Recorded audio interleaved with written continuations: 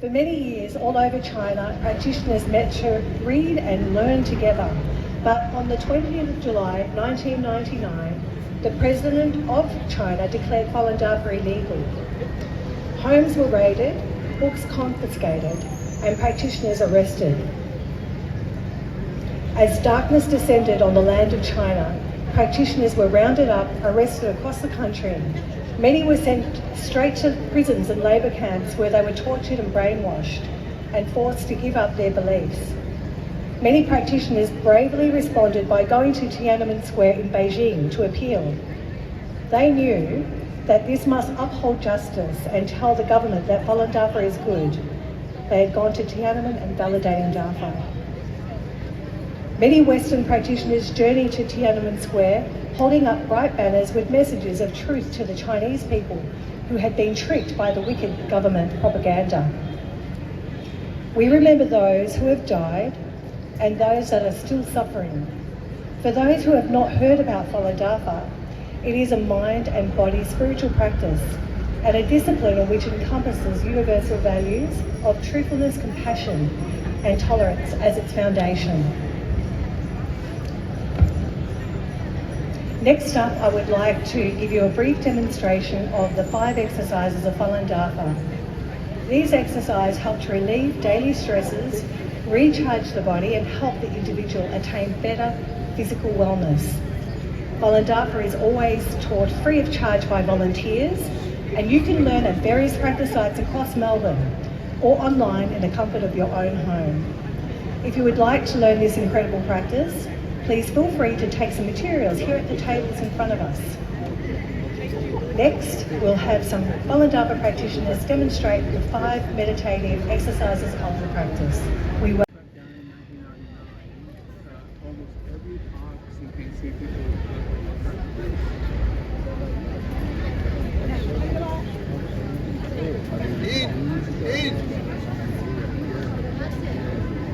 So that guy is from India.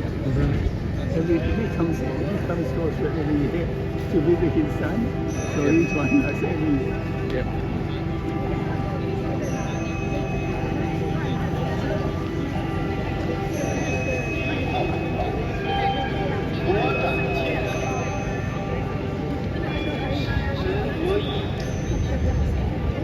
Using gentle stretching movements, the first exercise opens all of the body's energy channels, creating a powerful energy field.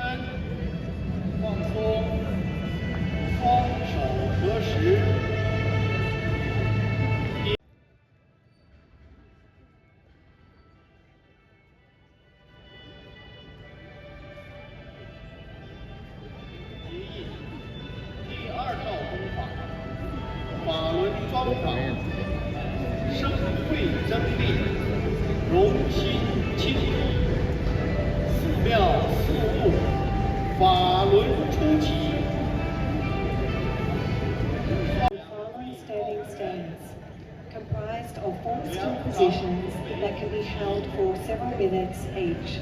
The second exercise boosts energy levels and awakens wisdom. 两手慢慢放下，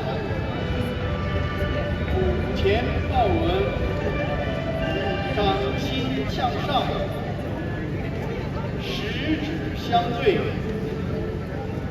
两臂抱圆，全身放松。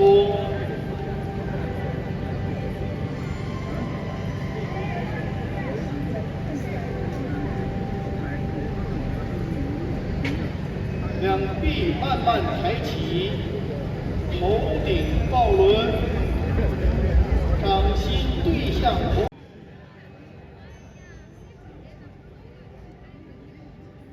两双手结印。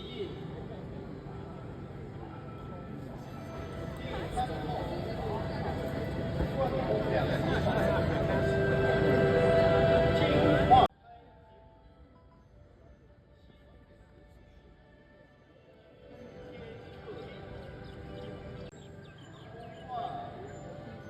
The third exercise is penetrating the two extremes with its gentle circuit by gently tracing the hand's energy.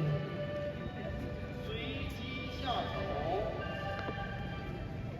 绕脚一周，从体后上来，双掌把能量带入两臂，拧掌，过头，随机下手，绕脚一周，从体后上来，能量带入两臂，拧掌，过头，双手下来，叠扣小腹。 The fifth exercise is strengthening higher powers, a meditation that incorporates special mudra and hand positions to refine body and mind. The fifth exercise strengthens. It's a dark anniversary for Falun Gong practitioners, not only for the brutalities and injustice of that day in China 27 years ago, but for the ongoing bloodshed that Falun Gong practitioners have suffered at the hands of the Chinese Communist Party since.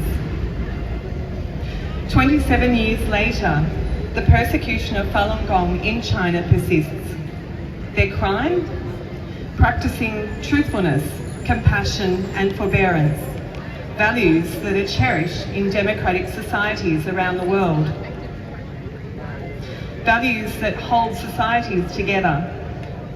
The same values that are perceived as a threat to the Chinese Communist regime.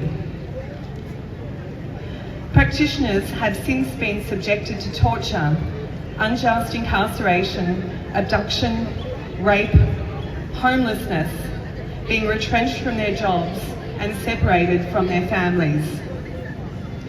Furthermore, untold numbers have been killed and their organs extracted to fuel a booming multi-billion-dollar organ transplant industry in China. Many here at this rally today are refugees escaping the brutalities and have been separated from their families for years or even decades.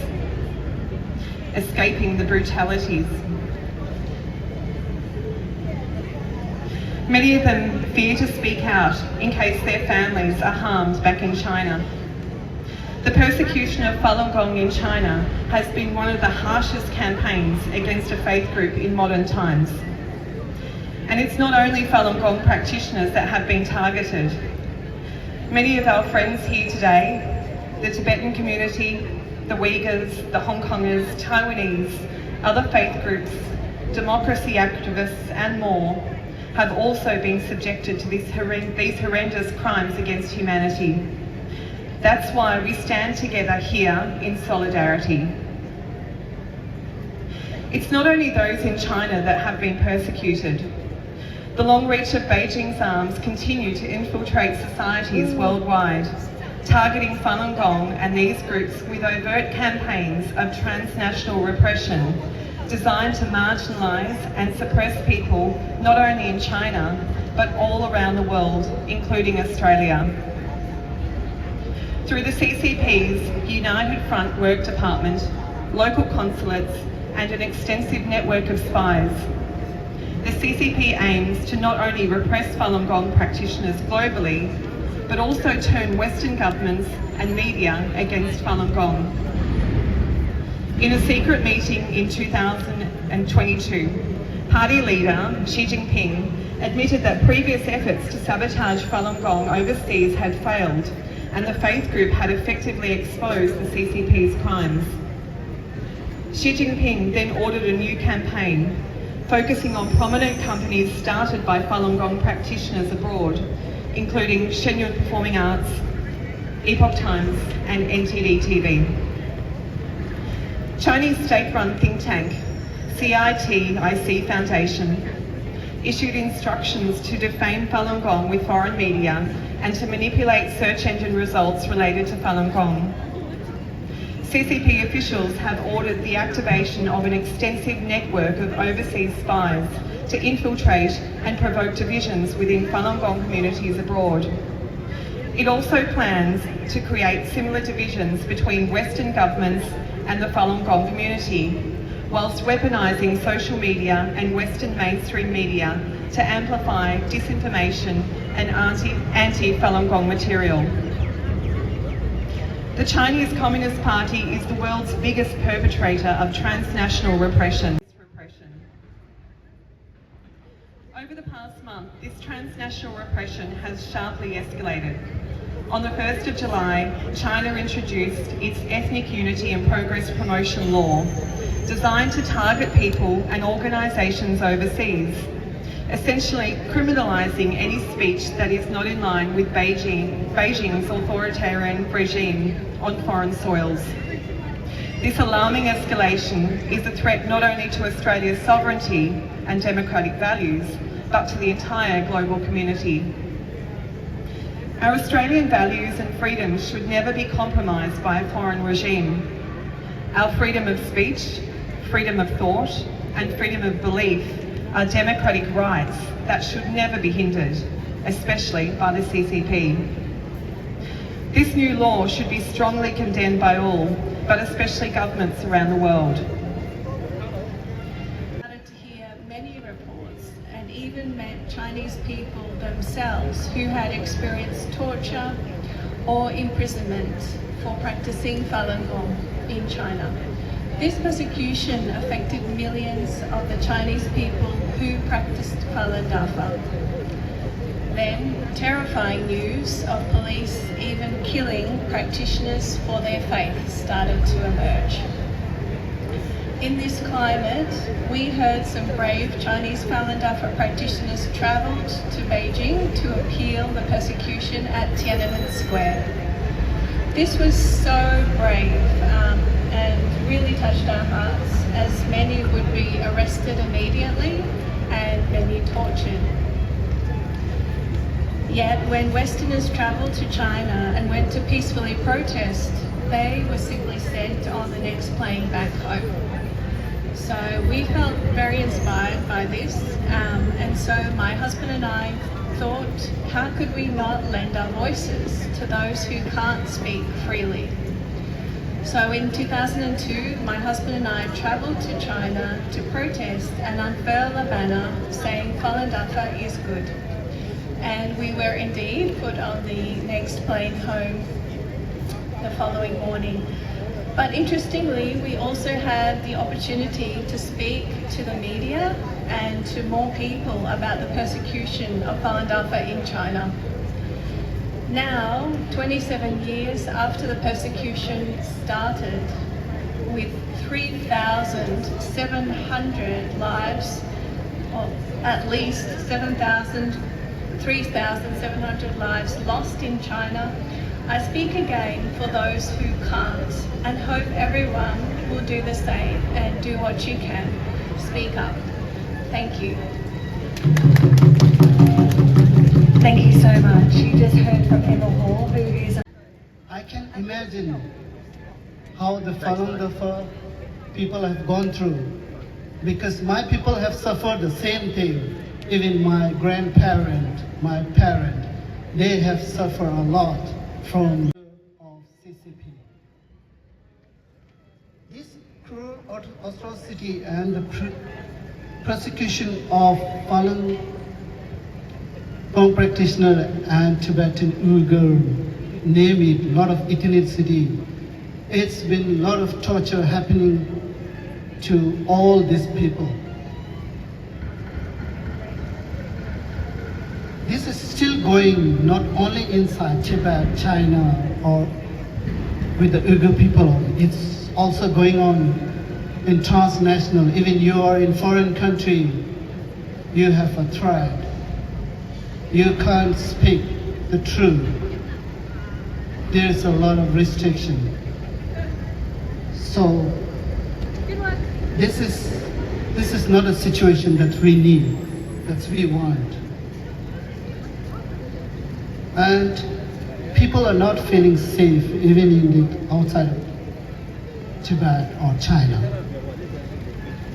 Now on this 1st July, they have passed a new law, says that ethnicity unity or something progressive law, which doesn't mean anything unity. Let me explain you few things what this unity or ethnicity law. It says it's going to promote Mandarin Chinese from early child education. Is there, do you see any unity in this kind of promotion? It's going to impose state-controlled standardized curriculum for whoever ethnicity is. That's not the unity. There's nothing progressive in this. It's going to restrict culture, religion, traditional practice. That's exactly what we are practicing, and they're going to impose, they're going to restrict these things. Is that the unity you sound? I don't think so. And they want to expand population integration. They want to state-run boarding schools. They want to separate our children from their family. And that's not a unity at all. And they want to give a political control and legal power to legalize their crime, the crime they want to commit by imposing or persecuting, like Falun Dafa practices, Tibetan. Whenever, wherever, and however we can in our situations. Next Saturday evening in Hawthorne there will be a screening of the prize-winning documentary State Organs. If anyone would like to come to that screening next Saturday in Hawthorne on State Organs, please come and see me after this. Lastly, congratulations to the Volunteers Association here in Melbourne over many years. Sadly, some years more. 大大的民社共在，千万年的等待没有悲哀，创世主以来，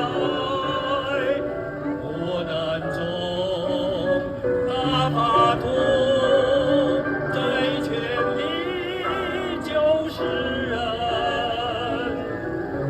黄土脚下全是悬崖，我们虽然尘缘不怕，是千古英才，因为我们走向神的未来，因为我们。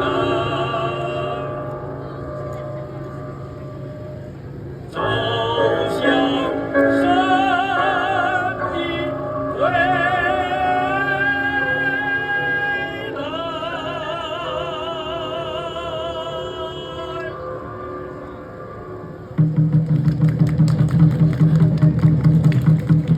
China. In 1996, my entire family began practicing Falun Gong. Within a very short time, my father gave up drink and long smoking addiction, and his health improved dramatically. Witnessing his transformation, all of us experienced the profound physical and mental benefits that Falun Gong brought into our lives. 为了躲避持续的骚扰和抓捕，我不得不离开家乡，到外地野气白泥生活。但无论我走到哪里，当地警察都会继续寻找我。我不断搬家，不断更换联系方式。For more than 20 years, I lived in fear. Even today, I still wake up from nightmares in which I am being hunted by the authorities once again. 20多年